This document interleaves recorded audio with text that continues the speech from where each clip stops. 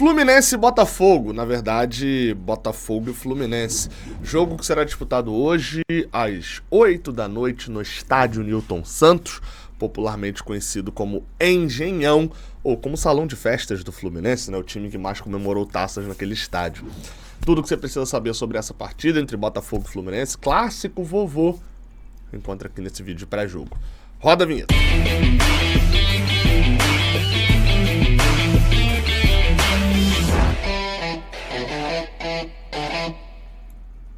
Seja bem-vindo, você guerreiro, você guerreira de todo o Brasil, de todo mundo. Aqui é o canal Raiz Tricolor. Eu sou Gabriel Amaral, sou jornalista, sou tricolor. Você deixa um like aqui embaixo se você gostar desse vídeo, se inscreve aqui no canal se você gostar do Raiz Tricolor. Hoje, às 8 da noite, Botafogo e Fluminense se enfrentam no estádio Newton Santos, na zona norte do Rio de Janeiro. Clássico que terá transmissão exclusiva do Premier. Mas se você quiser acompanhar a partida, claro, você acompanha aqui com a gente no Raiz Tricolor, no Jornada KTO 1902, no canal do Lessa e no canal 20, a nossa rede, o nosso guarda-chuva, o nosso pool de canais aí que faz a transmissão de todos os jogos do Fluminense, sempre no estádio. Então, vem com a gente, a partir de 6h30 a gente já faz ali o pré-jogo, todo aquele ambiente que você já sabe, ainda mais dessa vez com a gente como visitante, né? A gente está jogando no Rio, mas Fluminense e Botafogo se tratam como estrangeiros, de certa maneira, né? Não é igual o Fluminense e Flamengo, que tem o acordo para torcida mista no Maracanã. Então, é 10% no Engenhão, é 10% na volta no Maracanã. Bem, jogo de número 391 do Clássico Vovô. Apesar de ser o Clássico Vovô, envelheceu sem tantos jogos, né? Uma quantidade menor do que nos clássicos contra o Vasco, contra o Flamengo. Mas é o clássico, o Fluminense leva vantagem, né? Aqui no Rio existe uma lógica, o Flamengo leva vantagem nos três, o Vasco leva vantagem contra a gente e o Botafogo, e a gente leva vantagem contra o Botafogo não leva vantagem contra ninguém. 391, né? Como eu falei, é o número do jogo de hoje. 143 vitórias nossas, 129 deles, estamos com 14 na frente, 118 empates. Só que essas 14 na frente, elas vêm ruindo aí, tá? Porque depois de um longo tempo sem perder pro Botafogo, agora tá o inverso. A gente não ganha um jogo do Botafogo, a última vitória nossa, aquele gol do Manuel, no Engenhão mesmo, o golaço que ele dribla e tal, vai fazer 2 anos agora, daqui a 2 semanas, no dia 26. Então, assim, precisa voltar a ganhar. Teve jogo, teve chances de ganhar o Botafogo nesses últimos anos, mas, enfim, empatou em 2022, né? Foi buscar um empate, perdeu lá do gol do Calegari, do gol do Cuesta, o gol do Calegari não, pênalti do Calegari, o gol do Cuesta ano passado, enfim, então, problemáticas. Aí perdeu ano passado também no Maracanã. Problemas, e nesse ano no Carioca não precisa nem falar aquele 4-2, né? Bem, normalmente nesse abre aqui da parte do jogo, eu costumo falar para você do tamanho e da importância do jogo. É óbvio que quando é um clássico, não há toda essa necessidade de eu te explicar que, olha só, o jogo é importante, etc. Mas devo falar aqui com você diretamente sobre a importância desse jogo pro Campeonato Brasileiro. O Fluminense se enroscou com perdas de ponto em jogos que era para ter conquistado mais pontos. Eu já cansei aqui de repetir, mas vou ter que repetir mais uma vez, né? Porque a nossa situação, chegando pro nosso 8º jogo do Campeonato Brasileiro, tá de um Fluminense em 15º colocado, com um ponto a mais do que o Criciúma, que é 16º, mas o Criciúma tem 2 jogos a menos, né? Ou seja, um time do Fluminense que tem -4 de saldo, que o saldo só não é pior do que o do Vasco. Aliás, saldo outros tem piores, né? A defesa do Fluminense que é um problema.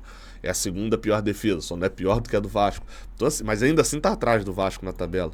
Então a gente só tá falando disso daqui porque o Fluminense tomou 2 gols em 5 minutos pro Red Bull Bragantino, tomou 2 gols em 10 minutos pro Atlético Mineiro e deu um gol pro Juventude. E perdeu com isso 6 pontos que eram para ter vencido esses 3 jogos como mandante. A única vitória do Fluminense até agora no Campeonato Brasileiro foi como mandante também, contra o Vasco num clássico no Maracanã, onde não tomou empate por causa disso aqui, de um gol anulado do Verratti. Então, assim, o Fluminense está nessa situação e se coloca na situação de um jogo chato, num clássico, como visitante, né? Dá pra gente afirmar isso. O estádio nos é estranho, o Fluminense não joga no Engenhão, se eu não estou enganado, desde o início de 2023, vai fazer um ano agora já, desde maio de 2000, fez um ano, naquele jogo do gol do Cuesta. Então, assim, num estádio estranho, com muito mais torcida deles. Não sei como tá a venda de ingresso ali diretamente da torcida do Botafogo, mas a gente só tem 10% do estádio. O Fluminense se coloca e contra o terceiro colocado, eu vou falar daqui a pouco na hora que a gente entrar no Bola e Campo sobre o momento do Botafogo, se coloca na necessidade de ter que ganhar porque o desempenho em clássicos vem sendo pífio, em que pese a vitória contra o Vasco no início do Campeonato Brasileiro. Acabou o jejum de vitória em clássicos, mas não acabou o problema do desempenho em clássicos, ainda é pífio nos últimos 2 anos. Mas ganhamos a Libertadores. Beleza, quando a gente fala de Libertadores, a gente fala também do título e da importância, mas agora a gente tá falando de clássico. Em clássico o desempenho é ruim. E por outro lado também porque o desempenho no Campeonato Brasileiro é ruim também. O Fluminense, se não ganhar do Botafogo hoje, corre um severo risco de pingar na zona de rebaixamento de novo. E a gente viu quanto é ruim quando você passa uma semana e tal dessa maneira. E vem jogos aí que são chatos. Tem Atlético Goianiense no próximo sábado, meu Deus do céu. Tem Cruzeiro fora, tem Fla-Flu. São jogos enroscados, não tem jogo tranquilo. Tem semana tranquila ali com 3, 4 jogos. A semana tranquila o Fluminense teve, quando era para ter ganhado o Juventude e empatou em casa. Então assim, se coloca na obrigação de jogar bem, isso também, mas de ganhar o Botafogo no Engenhão. O Botafogo, como eu falei, é terceiro colocado. Vamos para a parte do Bola em Campo, que eu vou comentar do Fluminense, depois eu comento do Botafogo. Vamos lá, tá? Aqui a gente fala do time do Fluminense, né? Vou botar aí na tela a provável escalação. Ou as prováveis, né? Porque a do Botafogo também é a provável escalação, segundo o GE. Globo. Tá aí na tela, ó. Fábio no gol, Samuel Xavier de volta na lateral direita, Marlon e Manuel na zaga, o Felipe Melo a princípio tá fora do jogo, segundo o GE, e aí vai ficar pra gente descobrir se ele tá poupado ou se ele não se recuperou da lesão ainda sofrida, né, que o fez abandonar a partida contra o Juventude. Pelo que a galera vem falando, ele não vem treinando. Então talvez isso significaria que ele ainda não se recuperou. Mas também a gente sabe que o Felipe Melo não curte atuar no sintético. E da última vez que atuou no sintético, inclusive lá no Engenhão mesmo, saiu lesionado no primeiro tempo. Então também pode ser simplesmente o Felipe Melo sendo poupado para essa partida. Marlon e Manuel jogando juntos pela primeira vez, tá? Quando o Marlon voltou pro Fluminense, o Manuel já estava suspenso, né, pelo doping. E quando o Manuel volta, o Marlon tá lesionado. Então eles nunca atuaram juntos, nem por um minutinho ali pela minha pesquisa. Marcelo na lateral esquerda. Marcelo, que da última vez foi mal, mas foi muito bem no jogo, mas deu mole num gol. Tomou um drible desconcertante ali quando jogou no Engenhão. O Fluminense jogou no Engenhão em setembro contra o Vasco. Eu falei que não jogava desde maio, mas era desde maio contra o Botafogo. Mas em setembro contra o Vasco, o Fluminense jogou lá no Engenhão, sim. Perdão, aí eu errei a informação lá no início do vídeo. No meio de campo, Martinelli e Lima, voltando após suspensão. E é um debate que a gente vai ter que ter, porque o Lima está na vaga do Alexander, né? Ganso como meio-campista, Marquinhos de volta à sua posição, entre aspas, oficial, né? Com a volta do Samuel Xavier e a saída do John Arias, que está servindo a seleção colombiana, o Marquinhos recolocado mais à frente, o Keno na outra ponta com o Germancano de centroavante. Bem, sobre Lima, me parece meio óbvia a preferência do Diniz pelo camisa 45, versatilidade. Eu já falei algumas vezes, eu não gosto do Lima com esse propósito de criação de jogadas a partir do seu próprio campo. Gosto do Lima até marcando, acho que até funciona. Mas com esse Fluminense que sai com a bola por várias vezes, avançando seus laterais e colocando um dos volantes para fazer a saída, o Lima recebe a bola muito atrás. E para mim ele não passa essa confiança dessa troca de passos. O Lima não é um Nonato. Por mais que o Nonato não seja uma sumidade, estou falando de perfil de jogador. Mas, enfim, dá uma dinâmica diferente, principalmente a marcação. Agora, o maior problema do Fluminense segue sendo bola aérea, né? E marcação em bola aérea do Fluminense não encaixa e segue sem encaixar. E o outro problema do Fluminense também vem sendo o Germancano.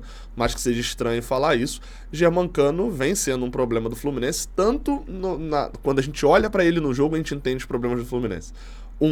O problema de um centroavante baixo voltando para dentro da grande área. Isso vai, né, de certa maneira, ele também mostrar um pouco da nossa dificuldade de um time que é muito baixo de estatura no geral, né? De marcar a bola aérea e que erra muito em marcação. A gente vai ver um Germancano que a bola pouco chega para ele, para fazer as definições em gol, né? Um time do Fluminense que não tem criado tanto assim, e que quando cria o Germancano perdeu os gols, né? Então isso tem sido um problema aí pro Fluminense nos últimos jogos, mas uma hora o cara volta, né? Vamos ver como é que vai ser o desempenho do Keno, não vem bem também. Se com a mudança do Samuel Xavier e do Marquinhos isso muda e altera em alguma coisa a forma do Fluminense jogar. A gente vinha jogando com o Marquinhos na lateral direita, então o Marquinhos acabava avançando e virando um ponta direita. Aí o John Arias é quem ficava circulando e o Fluminense montava uma espécie de 4-2-4 com o Ganso se aproximando da área e o John Arias aqui circulando para os dois lados. Agora com o Marquinhos, que é muito mais um ponta fixo, talvez o Fluminense pretenda justamente abrir o Keno, abrir o Marquinhos, para poder ter amplitude, jogar com os dois pontas ali mais posicionais, né, mais parados na sua posição, como se fosse um handball, e aí a gente vai ter que ver Ganso girando bola ou Ganso pisando na área. Só para ter o Ganso pisando na área, eu até gosto disso. Aí não precisa do Lima. Aí você bota alguém que tenha mais qualidade para gerar essa bola ali pelo meio. Talvez pudesse ser mesmo o Alexandre. Vamos ver como vai ser, quem vai estar no banco, como vai estar disponível esse time do Fluminense também para este jogo. O time do Botafogo que vem para esse jogo embalado, por mais que isso tenha virado uma piada no ano passado, a verdade é essa. O Botafogo vem numa sequência, depois de ter ali 3 derrotas seguidas, né, aquela estreia horrorosa e tal na Libertadores. O Botafogo vem numa sequência, que eu vou só listar os resultados, tá? Ganhou por 1-0 do Atlético Goianiense, ganhou por 5-1 do Juventude, ganhou por 3-1 do Universitário, ganhou por 2-0 do Flamengo, ganhou por 1-0 do Vitória, aí perdeu por 2-1 pro Bahia, que lembrando, neste momento é o vice-líder empatado em pontos com o líder do Brasileirão. Aí ganhou por 2-1 da LDU, empatou 1-1 com Fortaleza, ganhou por 1-0 do Universitário, venceu por 2-1 Vitória, empatou por 0-0 com o Júnior de Barranquilla e ganhou por 1-0 do Corinthians. Então a gente está falando de um time que na sequência atual ganhou muito mais do que perdeu e empatou. São 3 empates só nessa sequência aí. Aliás, 2 empates e 1 derrota numa sequência que tem 9 vitórias. Então é um time que sim, com o Arthur Jorge, encontrou uma forma de jogar e não só isso, encontrou um psicológico. O Botafogo teve problemas na reta final do Campeonato Brasileiro do ano passado. Desmontou ali parte do time que causou esses problemas, mas o time é bom, no geral. Provavelmente, aliás, a escalação até tá aqui com um gatito, mas eu tenho que trocar, não é o Gatito que joga, né? É o John. O John é o goleiro do Botafogo. John é o goleiro. Damian Soares na lateral direita. Bastos, Lucas Halter e Cuiabano na lateral esquerda. No meio de campo, Gregory entrando. Tietê e Marlon Freitas. Eu não sei se a disposição deles vai ser dessa maneira mesmo, com a entrada do Gregory, ou se o Marlon Freitas vem fazer a saída. Eu acho que não, acho que o Gregory vai ficar mais posicionado entre os zagueiros também, e o Tietê com a liberdade de chegar, até o Marlon Freitas também, para se transformar isso num 4-2-4. O Arthur Jorge é bem ofensivo, né? Nas pontas, um trio de ataque do Botafogo que a gente, querendo ou não, tem que respeitar. O Luiz Henrique, Júnior Santos e Tiquinho Soares. Tiquinho tá voltando agora, tá sendo titular porque o Savarino tá convocado para seleção venezuelana para a Copa América. Vamos ver, cara, o que esse Botafogo vai entregar e, se Deus quiser, entrega um futebol ruim. Mas o jogo vai ser muito interessante. Tanto por esse desejo do Fluminense de voltar à hegemonia contra a equipe do Botafogo, quanto do próprio Botafogo de, nesse ano, não deixar escorregar. Só pra gente ter uma dimensão, é início de campeonato, beleza, o Botafogo tem 7 jogos, o Fluminense também tem 7 jogos. Neste momento a diferença é de 8 pontos. Se o Fluminense perder pro Botafogo, é uma diferença de 11 pontos. É uma diferença muito grande. Vão ser 2 campeonatos de realidades completamente diferentes, pelo menos até a virada para o retorno. O Fluminense está no momento de dedicação exclusiva, né, aí o funcionário público, aí o professor, né, de dedicação exclusiva ao Campeonato Brasileiro. Então, assim, vão ser algumas rodadas, o Fluminense ainda tem uma sequência relativamente longa de jogos a serem disputados antes que retorne ali com primeiro volta com a Copa do Brasil, depois com a Libertadores. Vai ter sim uma sequência justamente para se dedicar e para render no Campeonato Brasileiro. Sair dessa sequência, chegar aos mata-matas de Copa do Brasil e Libertadores, ainda conversando sobre rebaixamento, será um problema que a gente não quer viver. Tem que ganhar hoje. Só para passar aqui aquela informação, né? O suspenso, a gente não tem ninguém suspenso. O Diniz está de volta ao banco também, além do Lima. Na teoria, o Felipe Melo é poupado, né? Enfim, pode ser que seja lesionado, mas isso aí só o Fluminense vai poder informar por enquanto. Lele e André são os dois que estão fora por lesão. Pendurados, tá? Jogadores que se tomarem um cartão amarelo hoje não jogam contra o Atlético Goianiense no próximo sábado. Alexander, André, Felipe Melo, Guga, Marquinhos e Martinelli. Ou seja, estamos falando aí de 2 jogadores que são titulares do Fluminense nessa partida. Marquinhos e Martinelli, se tomarem cartão amarelo, não jogam contra o Atlético. Olha só, a arbitragem da partida será dele. Ó, tira a mão da minha cara. Flávio Rodrigues de Souza. Eu tenho tudo contra o Flávio Rodrigues de Souza, tá? Eu não gosto dele, acho um árbitro fraco e arrogante, que pra mim é a pior combinação pra árbitro, tá? É de São Paulo. E, bem, ele já apitou um jogo dessa Série A do Campeonato Brasileiro. Na primeira rodada, Vasco e Grêmio. Ele errou bizonhamente, mesmo olhando o VAR em lances de pênalti, enfim, uma série de erros. O que aconteceu? Ele foi punido, afastado por um tempo, passou um mês, esse jogo foi no dia 14 de abril, ele passou um mês e apitou um jogo da Série B. Operário 0, Ceará 0.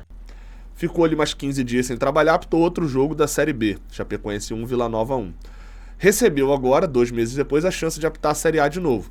Aí é óbvio que a CBF escalou ele para um jogo pequeno, né? Que ninguém vai ver, um jogo que não é nervoso, que não tem problema nenhum. E escalou ele para um clássico. A CBF às vezes irrita de uma maneira desnecessária, né? O cara tá suspenso, ele vai voltar a apitar a Série A depois de um erro e vão botar ele para apitar qual? Não, um jogo mais difícil. Vamos botar ele para apitar um jogo mais complicado, um clássico dentro da rodada. Acho que vai ser de boa para ele apitar. Olha só. Deixa o like aqui embaixo desse vídeo se você gostou. Se você assistiu 16 minutos de vídeo, você gostou, né? E se inscreve aqui no Raiz Tricolor também, tá? E vem acompanhar o jogo com a gente.